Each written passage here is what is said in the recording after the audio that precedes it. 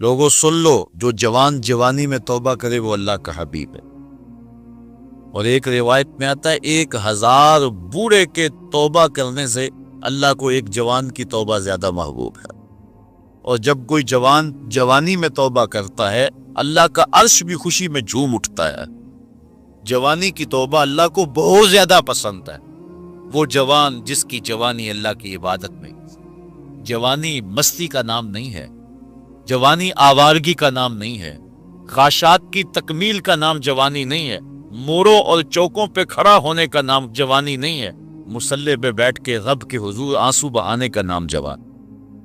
ایک روایت میں آتا ہے کہ تمہارے بہتر جوان وہ ہیں جو بوڑھوں کی مشابہت اختیار کریں، اور بدترین بوڑھے وہ ہیں جو جوانوں کی مشابہت اختیار کریں۔ تو بہترین جوان یہ ہے کہ جو جوانی میں بڑھاپے جیسا، بوڑھوں جیسے انداز اور اطوار اور عادتیں اپنائے، اچھے اخلاق اور اچھا انداز اور مصلی کو لازم پکڑے۔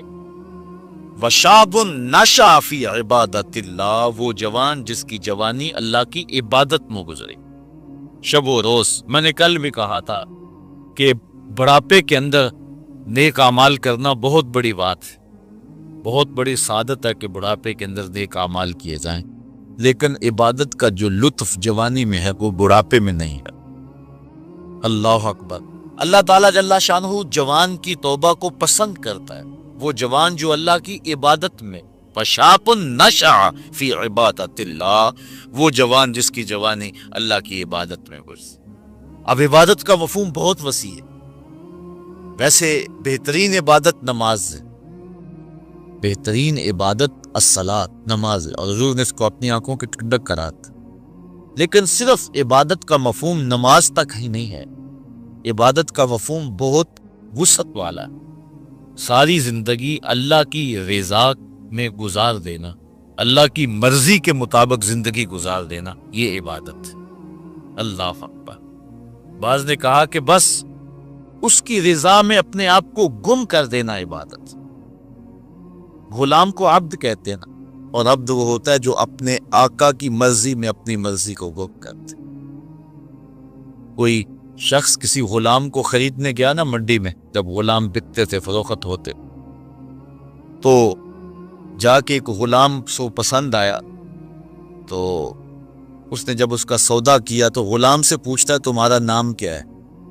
تو غلام کہتا ہے میرا نام کوئی نہیں ہے، جو رکھیں گے وہی میرا نام ہوگا۔ جب غلام ہے تو پھر اس کی اپنی مرضی ختم ہوگی۔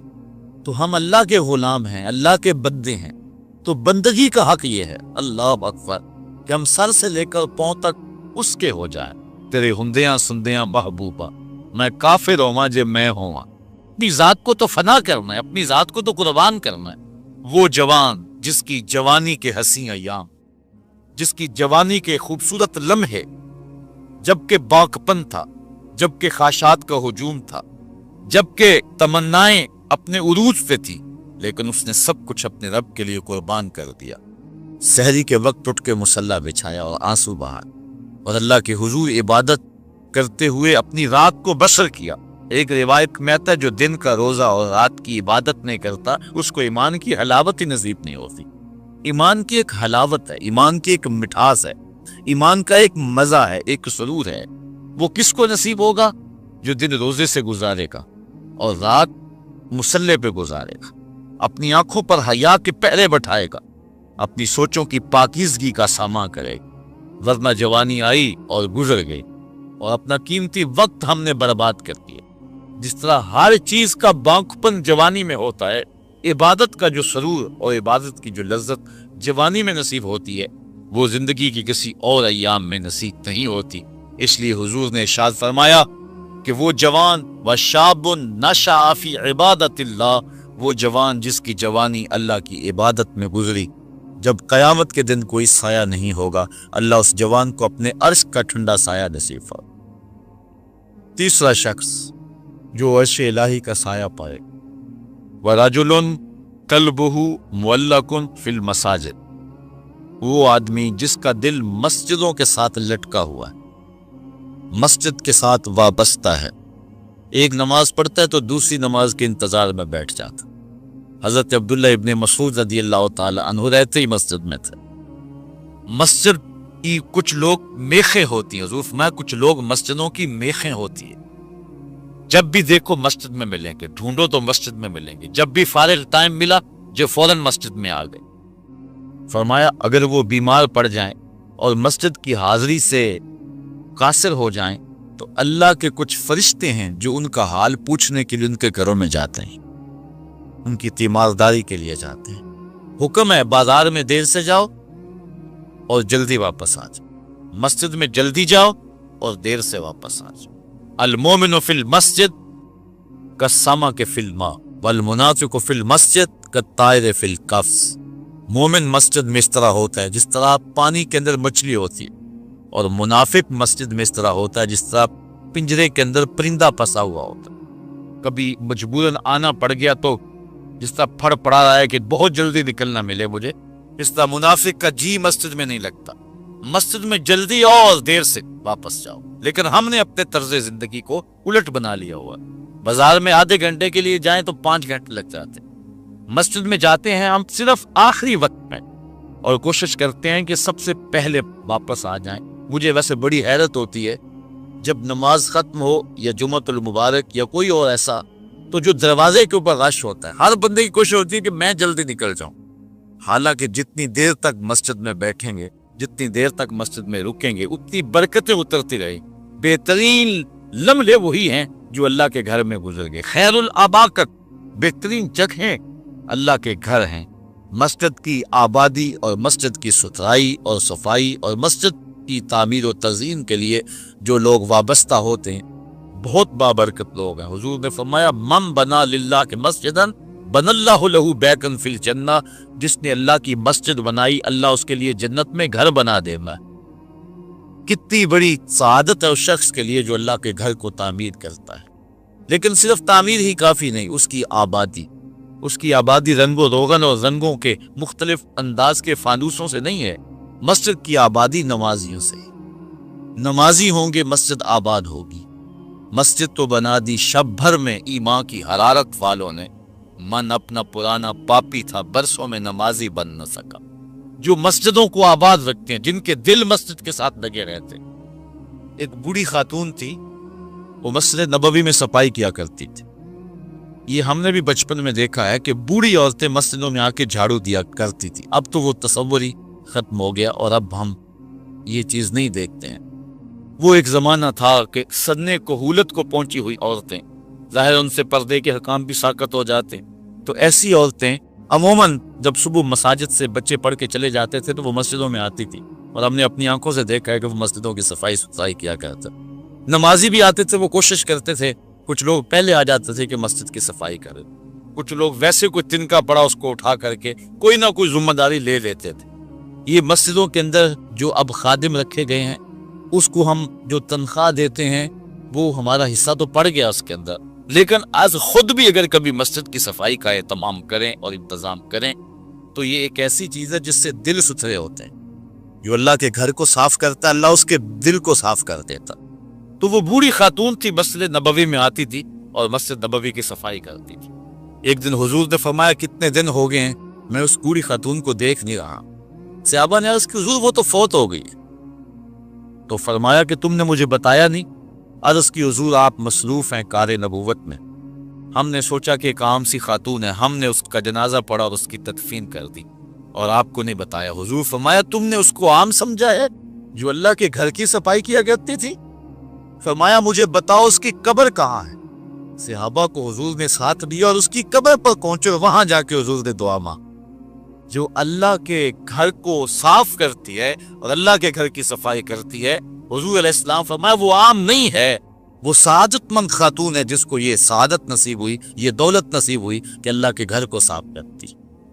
تو فرمایا وَرَجُلٌ قَلْبُهُ مُعَلَّقٌ فِي الْمَسَاجِدِ، وہ آدمی جس کا دل مسجدوں میں لٹکا ہوا رہتا ہے، ایک نماز کے بعد دوسری نماز کا انتظار کرتے ہیں۔ ایک روایت پہ میں نے کہیں پڑھا ہے کہ جب کوئی بندہ ایک نماز کے بعد دوسری نماز کا انتظار کرتا ہے اور مسجد میں بیٹھا رہتا ہے، اللہ فرشتوں کو کہتا ہے دیکھو میرا بندہ نماز پڑھ لیا پھر بھی نہیں جا رہا، دوسری نماز کے انتظار میں ہے، تم گواہ ہو جاؤ میں نے اپنے بندے کی مغفرت فرما دی۔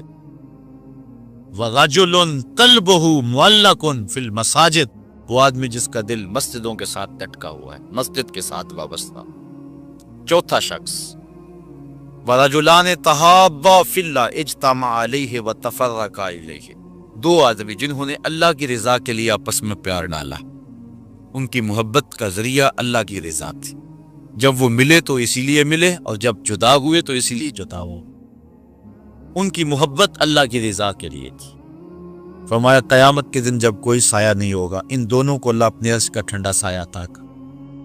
ایک بندہ اپنے ایک دوست کو ملنے جا رہا، دینی دوست، محبت پیار کا رشتہ اللہ اس کے رسول کی رضا کے لیے۔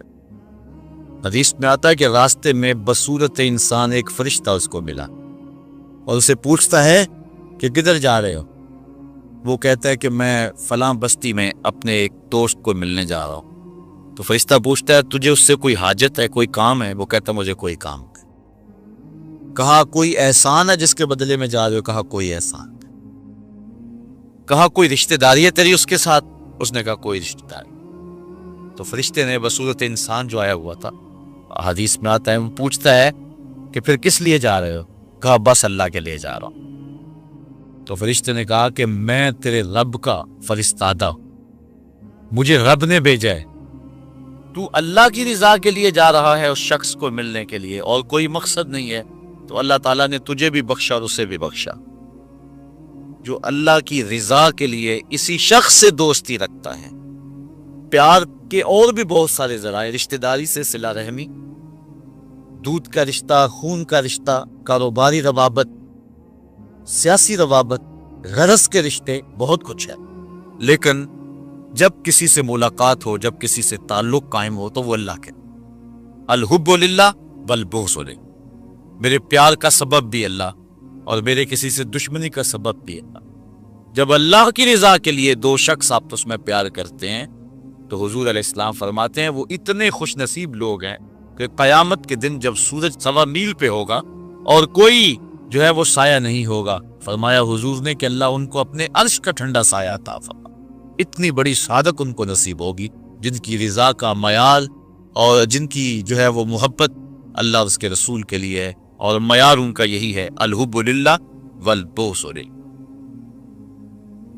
پانچواں شخص اس کے بارے میں حضور نے فرمایا کہ وہ جنت کا سایہ پائے گا، وَرَجُلٌ دَعَتْهُ امْرَأَةٌ ذَاتُ مَنْصِبٍ وَجَمَالٍ فَقَالَ إِنِّي أَخَافُ اللَّهَ، ایک روایت میں ذات و حسب و جمال فقال انی اخاف اللہ، وہ شخص جس کو کسی عورت نے دعوت گناہ دی اور وہ عورت ذات و منصب و جمال، منصب اور جمال کی مالکہ تھی، صاحب اسب و نسب بھی تھی اور خوبصورت بھی تھی۔ اس نے عورت نے مرد کو لبھایا اور اپنے جال میں پھانسنا چاہا۔ اب جب قدموں میں حسن خود بچ رہا، پھر اپنے جذبات پہ قابو کون رکھے؟ لیکن اس جوان نے، اس شخص نے اس کی اس بات کے جواب میں کہا انی اخاف اللہ، تیری بات تو مان لیتا لیکن کیا کروں، رب سے ڈر لگتا ہے، اللہ کا خوف مجھے آتا ہے۔ حضور فرمایا وہ شخص جس نے یہ کہہ کے قدموں میں بچتے ہوئے حسن کی اس پیشکش کو مسترد کر دیا، کل قیامت کے دن جب کوئی سایہ نہیں ہوگا، اللہ اسے اپنے عرش کا ٹھنڈا سایہ عطا فرمائے۔ جس طرح ایمان کی ایک حلاوت ہے، اعمال کی بھی ایک حلاوت ہے، ایک مزہ، ایک مٹھاس، لطف ہے، نیکی کی ایک حلاوت ہے، ایک سرور ہے نیکی کا جو بھی ایک مومن پاتا ہے۔ نماز کا اپنا مزہ ہے، روزے کا اپنا سرور ہے، حج کا اپنا ایک مزہ ہے، زکوٰۃ دینے کا اپنا مزہ ہے، ظاہر دو تو لطف اپنا ہے، مخفی دو تو اس کا مزہ اپنا ہے۔ اسی طرح باقی اعمال صالحہ کا پھر مختلف مواقع پر ان اعمال کی ایک حلاوت ہے، ایک مٹھاس ہے۔ گھر میں نماز پڑھو تو اس کی مٹھاس اپنی ہے، مسجد میں پڑھو تو اس کا سرور اپنا ہے، جامع مسجد میں پڑھو تو اس کا لطف اپنا ہے، اور اگر سین حرم میں نماز پڑھنے کا موقع مل جائے گا اس کا مزہ اپنا ہے، اور گنبد خضرا کی قربن میں نماز پڑھنے کا مزہ مل جائے، ریاض الجنہ میں لمحے مل جائیں اس کا لطف اپنا ہے۔ اس طرح روزے کا اپنا مزہ ہے، روزہ رکھنے کا لطف اپنا ہے، روزہ کھولنے کا مزہ اپنا ہے، بچوں میں بیٹھ کے کھولو روزہ تو اس کا بھی ایک اپنا سرور ہے، مسجد میں بیٹھ کے دوستوں میں بیٹھ کے روزہ کھولو تو اس کا مزہ اپنا ہے، کسی اللہ والے کی صحبت اور اس کے قدموں میں بیٹھ کے روزہ کھولیں اور اس کا مزہ اپنا ہے۔ اور اگر روزہ کھولنے کے لیے مسجد نبوی کا صحن مل جائے تو اس کا سرور پھر اپنا ہے، اس کا مزہ پھر اپنا ہے۔ ہر عمل کا ایک لطف ہے، ہر عمل کی ایک حلاوت ہے، اور وہ حلاوت بندہ اتنی دیر تک اس سے متمتع نہیں ہو سکتا، اس سے فائدہ نہیں حاصل کر سکتا، اور وہ ایمان کی حلاوت اور لذت پا نہیں سکتا جب تک اس کی نظر پاک نہیں ہوتی۔ اگر کوئی بندہ چاہتا ہے کہ میرے باطن میں انوار چمکے تو رزق حلال کا اہتمام کرے، ورنہ سینہ روشن نہیں ہو سکتا، جو مرضی کر لے۔ اگر رزق پاک نہیں ہے تو سینے میں روشنی نہیں آ سکتی، اور اگر نظر پاک نہیں ہے تو عبادت کی حلاوت نہیں مل سکتی۔ نماز پڑھتا ہے، سجدہ کر رہا ہے، قیام کرتا ہے، بس ایک مشق کر رہا ہے، لیکن اس کی ایک حلاوت ہے، اس کا ایک سرور ہے، اس کی ایک لذت ہے، اس کا ایک کیف ہے جو مومن کے سینے کے اندر جو ہے وہ چھا جاتا ہے۔ ذکر کا ایک مزہ ہے نا، اس مزے کو حضرت سلطان باہو کہتے ہیں نا، اندر بوٹی بشک مچایا اتے جان پھلر سے آئی ہو۔ پھر وہ کیفیت بنتی ہے کہ نہیں بنتی ہے؟ تو وہ سرور بندے کو نہیں ملتا جب تک اس کی نظر پاک نہیں ہوتی۔ اگر نظر بگڑ جائے تو من سننا ہو جاتا ہے، اندر کچھ نہیں رہتا۔ اور پھر اگر انسان زنا جیسی بری خصلت میں مبتلا ہو جائے تو پھر اس کے پلے کیا رہے گا؟ اللہ تعالیٰ نے فرمایا کہ کرنا تو دور کی بات ہے، لا تقربوا الزنا، اس بری خصلت کے قریب بھی نہ جا۔ اس لیے مبادیات سے بھی روک دیا گیا، مبادیات سے بھی منع کر دیا گیا۔ تو فرمایا جس شخص کو کسی عورت نے دعوت گناہ تھا، اس طرح کسی عورت کو کسی مرد نے دعوت گناہ دی، اور اس عورت نے اپنی عصمت اور اپنی آبرو کی حفاظت، اور اس کو کہا پیچھے ہٹ جا، مجھے اپنے رب سے ڈر لگتا ہے۔ اور اسی طرح کسی مرد کو کسی عورت نے دعوت گناہ دی تو اس نے کہا فقال انی اخاف اللہ، میں اللہ سے ڈرتا ہوں۔ اللہ اکبر۔ تو حضور فرمایا اس کو یہ اعزاز ملے گا۔ امام یافعی نے روض الریاحین کے اندر لکھا ہے، ایک نوجوان کپڑے کی دکان پہ کام کرتا تھا اور تھا بڑا پارسا اور بڑا خوبصورت، دل کا بھی ستھرا تھا، ظاہر کا بھی ستھرا تھا، من بھی سونا تھا اور تن بھی سونا تھا، بڑا خوبصورت تھا۔ ایک عورت خریداری کے لیے آئی، اس کا دل فریفتہ ہو گیا اور اس نے ایک ترکیب سوچی اور دوبارہ آئی تو بہت زیادہ کپڑا خرید لیا، اور مال کے دکان سے کہنے لگی کہ میری کشڑی باری ہو گئی ہے، اس نوجوان کو کہو کہ میرے گھر چھوڑ آئے۔ مالک اس عورت کی نیت سے آگاہ نہ ہو سکا، اس نوجوان کو اس کے ساتھ بھیج دیا۔ جب وہ گھر میں داخل ہوئی، نوجوان کو گھر میں لے گئی، باہر سے دروازہ مقفل کر دیا اور اس کو دعوت گناہ دی۔ اس نے کہا انی اخاف اللہ، میں تیری بات نہیں مان سکتا۔ اس نے کہا کہ آج تجھے میری بات ماننا ہی پڑے گی۔ حیا سوز لباس بھی اتار پھینکا اور اس کو دعوت گناہ دینے لگے۔ یہ شیطان کا انتہائی سخت جال ہے، اس جال میں اس نے بڑے بڑے لوگوں کو پھانس لیا۔ اب اس نوجوان کو وہ ورغلاتی ہے، کوشش کرتی ہے، لیکن نوجوان ہے کہ اپنی نظروں پر پہرے بٹھائے، آنکھیں بند کر رہتا۔ اس نے بڑے ہیلے کیے، بڑے جتن کیے، لیکن وہ نوجوان صرف سونا ہی نہیں تھا، اللہ کا ولی بھی تھا۔ اس نے بہت جال پھینکے لیکن نور کو رسیوں میں جکڑا نہیں جا سکتا۔ خیر، وہ نوجوان کے دل میں بات آئی کہ شیطان کا یہ جال انتہائی خطرناک جال ہے، ابھی تک تو بچتا آ رہا، ہو سکتا ہوں کہ ابھی اس کے جال میں پھنس جاؤں۔ اس نے کہا کہ مجھے باتھ روم میں جانے دو، پھر میں آ کے تمہیں بتاتا ہوں۔ وہ اندر چلا گیا، پاخانہ کیا، اپنے ہاتھوں پہ کر کے پورے بدن پہ مل لیا، اور اسی حالت میں جب باہر آیا تو بدن سے بدبو اٹھ رہی تھی، عورت کا سارا نشہ اتر گیا۔ دروازہ کھول دیا اس نے، کہا چلا جا، تو کوئی دیوانہ اور مجنون شخص ہے۔ جب وہ دروازے سے باہر نکل رہا تھا، دل ہی دل میں اللہ کا شکر ادا کر رہا تھا، مالک میرا تن گندا ہو گیا، من تو ستھرا رہا۔ کائنات کا سب سے حسین چہرہ وہ ہے جو جنسی کالک سے محفوظ گئی۔ امام یافعی لکھتے ہیں کہ باہر پھر ایک چشمہ تھا، وہاں جا کے اس نے غسل کیا، اور جب تک وہ زندہ رہا اس کے جسم سے مشک و عنبر کی خوشبو آتی رہی۔ اب جب وہ فوت ہو گیا، لوگوں نے دفن کر دیا، یہ خوشبو اس کی قبر کی مٹی سے بھی آیا کرتی تھی۔ یہ اعزاز دیا اللہ نے، اس کو یہ تکریم دی۔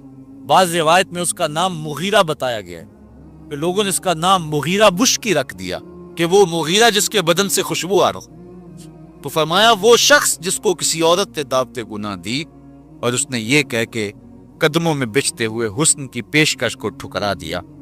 فرمایا کل قیامت کے دن جب کوئی سایہ نہیں ہوگا، اللہ اس جوان کو اپنی عرش کا ٹھنڈا سایہ نصیب فرمائے۔ چھٹا شخص جس کے بارے میں حضور نے یہ وعدہ دیا، وَرَجُلٌ تَصَدَّقَ بِصَدَقَةٍ فَأَخْفَاهَا حَتَّى لَا تَعْلَمَ شِمَالُهُ مَا تُنْفِقُ يَمِينُهُ، وہ شخص جس نے صدقہ کیا اور اتنا خفیہ کیا کہ جو دائیں ہاتھ نے کیا بائیں کو اس کی خبر نہیں ہو، اتنا مخفی انداز سے صدقہ کیا، خیرات کی۔ پرانے زمانے کے اندر بزرگ چاندی یا سونا کسی کپڑے میں باندھ کر کے کسی کے گھر میں چھوڑ آیا کرتے تھے، کسی کے گھر میں پھینک آیا کرتے، یا کسی نابینے کو دے دیتے تھے، کلام نہیں اس سے کرتے تھے تاکہ ہم ظاہر نہ ہوں، ہمارا نام بھی ظاہر ہو۔ کھلا صدقہ کرنا اس کی ممانعت نہیں ہے، اس کا بھی اجر ہے اگر ریاکاری کی نیت دل کے کسی کوشے میں نہ ہو۔ لیکن یہ بات ذہن میں رکھیں کہ ریاکاری کی چالیں بہت باریک ہے، بہت باریک، براہیمی نظر لے کر بڑی مشکل سے ملتی ہے، ہوس چھپ چھپ کے سینوں میں بنا لیتی ہے تصویر۔ جو ریاکاری کی چالیں ہیں وہ کالے پتھر پر کالے رنگ کی چونٹی چلے تو جس طرح وہ نظر نہیں آتی ہے، اس طرح ریاکاری کی چالیں بھی اتنی ہی باریک، بہت باریک، تو انسان کے اندر ریاکاری پیدا ہو جاتی۔ اگر ریاکاری سے بچے، اس کی نیت میں خلوص ہو، للہیت ہو، تو پھر کھلا صدقہ دینا بھی اجر و ثواب کا باعث ہے۔ جس طرح کہ آقا کریم علیہ السلام نے جہاد کے لیے فنڈ مانگا تو ایک صحابی نے جو ہے وہ عرض کیا کہ حضور میں اتنا پیش کرتا ہوں، اس نے پیش کیا تو اس کے دیکھا دیکھی باقی لوگ بھی جو ہے وہ اٹھ کھڑے ہوئے اور پیش کرنے لگے۔ حضور نے اس موقع پہ ارشاد فرمایا تھا، من سنّا فی الاسلام سنتاً حسنہ فلہ اجرہا، جس نے اسلام میں کوئی اچھا طریقہ رائج کیا تو اب اس کے دیکھا دیکھی جو بھی وہ کام کرتے رہیں گے اس کا اجر اس پہلے شخص کو نصیب ہوتا رہے۔ اگر نیت یہ ہے کہ میرے دیکھا دیکھی لوگ کریں گے تو پھر جو ہے وہ یہ خلوص والی نیت ہے، اس میں کھلا کرنے میں کوئی کباہت نہیں۔ میں کہتا ہوں کہ دو طرح کے لوگ ہوتے ہیں یہ فنڈز چندہ وغیرہ جو طلب کیا جاتا ہے۔ ایک ہے کوئی شخص کسی کو ذاتی طور پہ دے تو وہاں مخفی دینا بہتر ہے۔ کسی شخص کی ذاتی آپ مدد کرنی ہے تو وہاں یہ ہے کہ جو دائیں نے خرچ کیا بائیں اس کی خبر نہ ہونے پائے، کیونکہ اس سے کسی شخص کی عزت نفس مجروح ہونے کا اندیشہ ہے۔ لیکن جو اجتماعی مسائل ہیں جس میں کسی کی عزت نفس مجروح ہونے کا اندیشہ نہیں ہے تو وہاں آپ کھلا اس نیت سے کریں کہ باقیوں کو بھی ترغیب ہو جائے تو اس میں کوئی قباحت نہیں ہے۔ مثال کے طور پہ مسجد کے لیے فنڈ طلب کیا جا رہا ہے، کسی دارالعلوم کے لیے طلب کیا جا رہا ہے، آج کل یہ زلزلہ اور سیلاب زدگان کے لیے فنڈ طلب کیے جا رہے ہیں، اس میں اگر آپ کھلا دیں تاکہ باقیوں کو بھی ترغیب ہو، یا آپ 10 آدمیوں کو بتائیں یار میں نے اتنا کیا آپ بھی کریں لہٰذا ہم یہ کام کر لیں، تو اس میں قباحت نہیں ہے نیت کے اخلاص کے ساتھ۔ نیت بگڑ گئی وہ تو مخفی بھی کیا وہ بھی خراب۔ تو بات یہ ہے کہ صدقہ ظاہر کیا جائے یا صدقہ مخفی کیا جائے، دونوں بابرکت ہیں، لیکن ان میں افضل یہ ہے کہ انسان مخفی کرے۔ اور حضور فرماتے ہیں وَرَجُلٌ تَصَدَّقَ بِصَدَقَةٍ فَأَخْفَاهَا، کہ وہ شخص جس نے صدقہ کیا اور صدقہ اتنا مخفی کیا حتیٰ لا تعلم شمالہ ما تنفق یمینہ، جو دائیں نے کیا بائیں کو اس کا پتہ نہ چلا، دائیں ہاتھ کے صدقے کا بائیں ہاتھ کو پتہ نہ چلا، اس کو خبر نہ ہوئی۔ کتنا بڑا اعزاز حضور نے شخص کے لیے مقرر فرمایا کہ کل قیامت کے دن جب کوئی سایہ نہیں ہوگا، اس صدقہ کرنے والے کو اللہ عرش کا ٹھنڈا سایہ دے گا۔ اللہ کی راہ میں خیرات کرتے رہنا چاہیے، اور صدقہ دینے سے مال گھٹتا نہیں ہے، مال بڑھتا ہے۔ میں اس کی ایک مثال دیا کرتا ہوں کہ پرانے زمانے کے اندر کنویں ہوتے تھے، اب تو ٹیوب ویل آ گئے، ہینڈ پمپ آ گئے اور بہت کچھ آ گیا زمین سے پانی نکلوانے کے لیے، لیکن اس وقت کنویں میں ڈول ڈال کر کے جو ہے وہ پانی نکالا کرتے تھے۔ جب جدید آلات آ گئے تو کنویں کی ضرورت ختم ہو گئی اور لوگوں نے یہاں سے پانی لینا شروع کر دیا، چونکہ وہاں پانی حاصل کرنے کے لیے دقت زیادہ برداشت کرنا پڑتی۔ اب وہ کنویں کہیں آپ کو مل جائیں گے، مختلف دیہاتوں میں بستیوں میں آپ جائیں تو پرانے کنویں جو ہے وہ کہیں موجود ہیں، لیکن ان میں جھانک کر کے دیکھیں کہ ان کا پانی بہت نیچے چلا گیا اور بہت کم پڑ گیا۔ ان کنووں کو کسی نے بند نہیں کیا، لیکن اب پانی کہاں غائب ہو گیا؟ اصل بات یہ ہے کہ جب کنویں اپنا فیض باہر دیتے تھے اللہ نیچے سے پانی بھی انہیں دیتا تھا۔ جب ان کنووں نے پانی دینا چھوڑ دیا، نیچے سے جو سوتے پھوٹتے تھے وہ بھی خشک ہو گئے۔ جو راہ خدا میں خرچ کرتا رہتا ہے اللہ اس کو عطا فرماتا رہتا ہے۔ شیطان کہتا ہے کہ خرچ کرو گے تو کم ہو جائے گا، لیکن رب کہتا ہے خرچ کرو گے میں وعدہ دیتا ہوں کہ بڑھ جائے گا۔ اب اللہ پر اگر کسی شخص کا پختہ یقین ہے، پختہ یقین، تو کیا جو ہے وہ اس کو خرچ کرتے ہوئے یہ احساس کبھی نہیں ہوگا کہ اس سے میرا مال کم ہو رہا ہے، صدقے سے میرا مال کم ہو رہا ہے، ایسا ہو نہیں سکتا اگر پختہ یقین ہے۔ حضرت رابعہ بصریہ سلام اللہ علیہا بہت سخیہ تھیں، اور آپ کے ڈیرے پہ خانقاہ پہ لوگوں کا آنا جانا رہتا تھا، ان کو کھانا بھی کھلاتے تھے، اور درویشوں فقیروں کا مزاج ہی ہے کہ لوگ آئیں اور کھاتے جائیں۔ بابا بلے شاہ فرماتے ہیں ایٹو کھڑک کے دکڑ وجے تتا ہووے چلا، آن فقیر کھا کھا جاون راضی ہووے پلا۔ حضرت غوث اعظم سیدنا شیخ عبد القادر جیلانی علیہ الرحمہ فرماتے ہیں آدھی فقیری جو ہے وہ خدمت خلق ہے، بھوکوں کو کھانا کھلانا اور ننگوں کو لباس پہنانا، آدھا فقر یہ ہے، آدھی فقیری یہ ہے۔ کسی نے کسی درویش سے پوچھا کہ فقیری کیا ہے؟ کہا فقیری خدمت خلق کا نام ہے، یہ گدڑی اور دلک کا نام نہیں ہے، یہ فقیری خدمت خلق کا نام ہے۔ تو حضرت رابعہ بصری کہ ہاں مہمانوں کا آنا جانا رہتا تھا۔ ایک دن خادمہ نے بتایا کہ 5-6 مہمان آ گئے اور صرف دسترخوان پر ایک ہی روٹی ہے، گھر کے اندر باورچی خانے میں صرف ایک ہی روٹی ہے۔ کہا جاؤ اس کو بھی اللہ کی راہ میں خیرات کر۔ اب عقل تو یہی کہتی ہے کہ روٹی یا کچھ اور کہیں سے مہیا کی جائے اور مہمان نوازی کی جائے، لیکن یہاں اذعان دیکھیے، یقین دیکھیے۔ حضرت رابعہ بصریہ نے کہا کہ اس کو خیرات کر۔ خادمہ نے خیرات کر دیا، مہمان بیٹھے ہوئے، کوئی اور شے ہے نہیں۔ دروازے پر دستک ہوئی، پوچھا من علی الباب، دروازے پر کون؟ کہا فلاں کا فرستادہ غلام، میرے آقا نے آپ کے لیے بھیجا اور یہ کھانا دیا ہے۔ خادمہ نے کھانا وصول کیا، حضرت رابعہ کو کہا یہ کسی نے کھانا بھیجا۔ آپ نے کپڑا اٹھایا، گنا تو 5 روٹیاں تھیں۔ کہا یہ کھانا ہمارا نہیں، اس کے آقا نے کسی اور گھر بھیجا ہوگا، غلطی سے ہمارے گھر یہ آ گیا، کھانا واپس کر دی۔ تھوڑے لمحے گزرے تھے، پھر دروازے پہ دستک ہوئی، کہا من دق الباب، دروازہ کس نے کھٹکھٹایا؟ کہا فلاں آقا کا بھیجا ہوا غلام ہوں، میرے آقا نے آپ کے لیے کھانا بھیجا۔ خادمہ نے وصول کیا، حضرت رابعہ کے سامنے رکھا، کپڑا اٹھایا، گنا تو 7 روٹیاں۔ کہا اس کے آقا نے کسی اور گھر بھیجا ہوگا، یہ بھی غلطی سے ہمارے گھر، کھانا واپس کر دیے۔ پھر دروازے پہ دستک ہوئی، پوچھا من علی الباب، دروازے پر کون؟ کہا فلاں آقا کا بھیجا ہوا غلام ہوں، میرے آقا نے آپ کے لیے کھانا بھیجا ہے، اور کہا حضرت رابعہ کو دے کے ہی آنا۔ خادمہ نے وصول کیا، حضرت رابعہ کپڑا اٹھایا، گنا تو 10 روٹیاں تھیں۔ کہا ہاں یہ کھانا ہمارا ہے۔ کہا پہلے 2 بھی تو کہتے تھے آپ کا ہے، آپ نے انکار کر دیا۔ کہا میرے رب کا وعدہ ہے جو 1 دے میں 10 دیتا ہوں۔ پہلے 5 تھی، پھر 7 تھی، میں نے کہا مالک 10 پوری کرے گا تو تیری بندی وصول کرے۔ آپ کا اکاؤنٹنٹ آپ کو بتائے گا کہ اتنے پیسے اتنوں سے خرچ کر دیں گے تو اتنے کم ہو جائیں گے، کیلکولیٹر سے حساب کریں، وہ کہے گا اتنے کہ تو اتنے کم ہو جائیں گے۔ شیطان کہتا ہے تمہارا رزق کم ہو جائے گا، لیکن تمہارا رب تمہیں بخشش، مغفرت اور رزق کی فراخی کا وعدہ دیتا ہے۔ وہ کہتا ہے تمہیں 1 دانہ زمین کے اندر بوتے ہو تو پھر دیکھو کتنی بالیاں نکلتے، بویا 1 نکلے 700۔ کہا جو رب 1 کو 700 بنا دیتا ہے تمہارے دیے کو کئی گنا نہیں بنا سکتا، اس لیے اس کی راہ میں خیرات کرو، کر دیکھنا تمہارا مال کیسے بڑھتا چلا جا۔ اللہ اکبر۔ تو کہا وہ شخص جس نے صدقہ دیا اور اتنا مخفی دیا کہ جو دائیں نے خرچ کیا بائیں کو اس کی خبر تھا۔